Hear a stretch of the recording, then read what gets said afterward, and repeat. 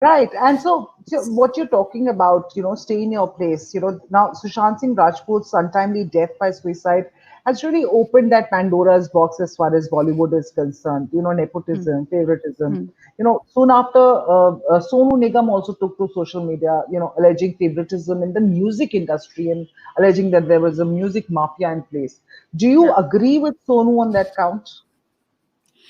I don't like reductive conversations, which is about agree, disagree. I'm just saying, let's be very honest about this to start with. India is a nepotistic society. We are all unable to see beyond family on most matters. And when I'm saying we, I'm not talking about me. I am conscious of such matters. So, and while it's not illegal, I believe that people who support nepotism and favoritism are digging their own graves, because I, for one, have always advocated for a thriving music scene independent of films, and every part of Hmm. the world has a pop scene except for us. 1.3 billion as a country, and we don't have an independent music scene. How that should disturb all of us. So Right. I think that is a bigger issue than what a few narrow minded patriarchs are up to. And these are, okay, let me call them narrow minded megalomaniacs. They are running their petty fiefdoms. And I don't see T Series any different from the other music labels, to be honest. Indian or foreign labels, it's Indian who become the CEOs or lead them, whether they own the company or not, they all end up reflecting what they are trained to do. As in, it's a desi phenomenon, this whole apne bhai bhanje behan beti, beta most importantly, because beti is coming to that scene very. And you know what, Aditi, what is also sad is when you say the nepotism in the music industry, it comes down to what is the music industry? Mainstream music industry is the film music industry. And should that be the case in a country like ours, where we have so many genres? We have classical music, ghazals, folk music, regional music, and why aren't we talking about this wit that we have? And why does it all come down? And it is so reductive. It comes down to the film music. The film industry is a certain way. Obviously, it extends itself to even the music industry when you talk about the Right. music industry in the way it is. And the film industry is run in a sense by those 6 7 odd families. And the way they run is a reflection of how India is to start with, and it spills into Hmm. all spheres. I have these very specific questions to ask instead of this general big stuff. You have music award nights, right?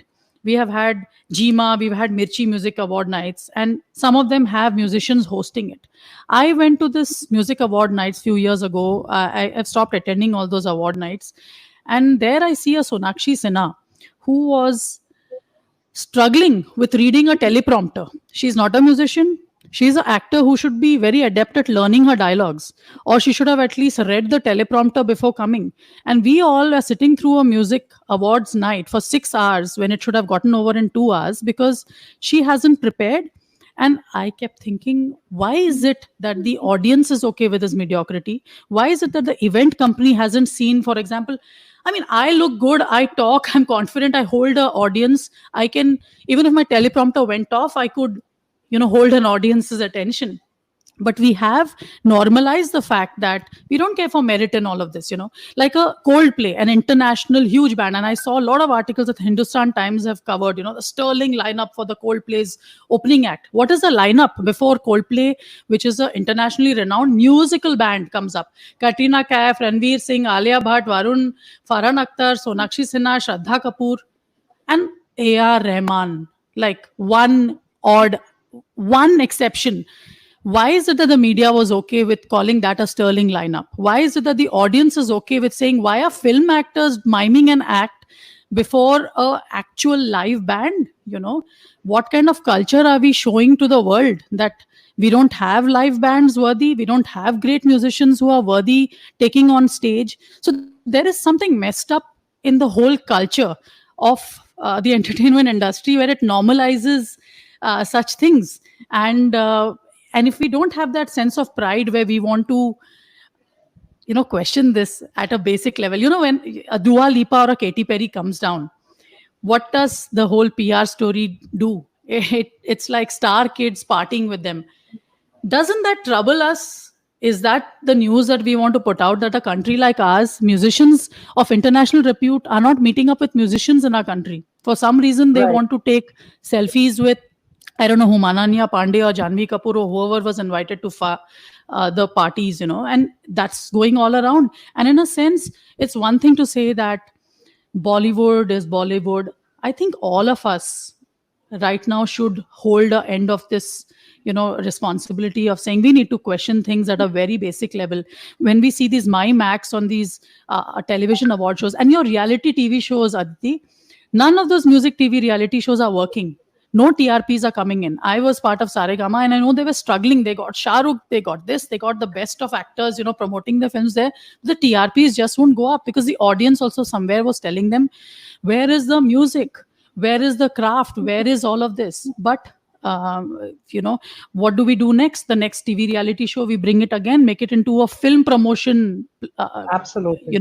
So somewhere I think it's a much bigger story than whether I agree or disagree with Sonu Nigam. He said some valid things in that video of his. He said some valid things in the past also, and I support that. But I also find it, when it comes down to this tutu meme personal kind of threats, and I just feel that's something I can't stand for. How will that help the community unless we have a larger discussion? And veterans of an industry, I just believe have to think through before they speak, because you are affecting a whole country in the grace that you exude, in the larger point that you should make. And there were some very valid points that he was making. At the same time, for me, I just got put off saying, why would you use a Me Too video as some kind of like a blackmail medium? It just seems unsavory to me. It seems disturbing that you would do that. And then the whole point gets lost when actually there's a valid point that the music industry needs to relook at itself. But I don't think it is just about just Bhushan Kumar or only T series. I think even the music streaming platforms that have come in a big way right now can play such a big role if they have a space for independent musicians, and not just make it around those people who have the clicks and the might to put out their music and promote it and put it on the cover page, be it a YouTube or anywhere else. You have radio stations which are under a lot of stress because they have to pay this crazy big license fee, when radio everywhere is a very cheap medium around the world.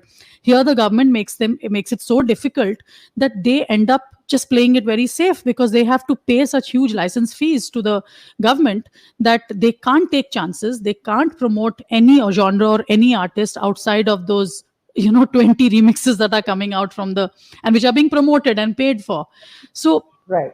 I don't know, unless we start by acknowledging that music is one of the primary art forms that needs to be preserved and encouraged and funded, and it needs champions and advocacy, be it the media, be it philanthropists, Aditi, around the world.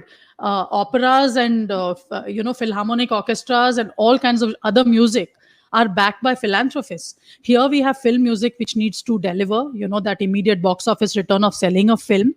Corporates here have big, huge CSR funds, and God knows what most of them do with it. Why can't corporates be expected to extend these CSR funds to arts and culture? Why can't why isn't it's everybody's thing to do? And okay, the other thing I discovered yesterday, which is kind of hilarious, I was like, do we even have a arts and cultural ministry? There's a ministry, right? What is it that Yes. Oh, I discovered that the cultural ministry is always, for some reason, linked up with the tourism ministry. It's culture and tourism. Who has heard of the culture and tourism ministry? How many of us know who the minister is? Around the world right now, the moment COVID struck, from UK to everywhere else, the culture minister stood up saying the artists are going to go through a big time. They're the custodians of any civilization, so we need to back them, because we have not only filmy musicians, those top 20 who made enough money. I've made enough money too, so I'm not some lachar musician, let me say. But when I went down the Twitter timeline of the culture ministry, I see they're planting trees in the Humayun tomb in the last few months, and I was like, isn't that the environmental ministry's job? Why is the culture ministry planting trees? And yoga, is that the only culture? Where's music? What about the music? What are we doing for the music? Okay, see, I know have just gone on to I know. Yeah, exactly. I now know what you meant when you said that when you start speaking, you just don't stop. Because now, out of all the things that you said, there are three points that stood out. I made a note of them, and I was trying to get a word in between, but I didn't want to stop you. You were really in a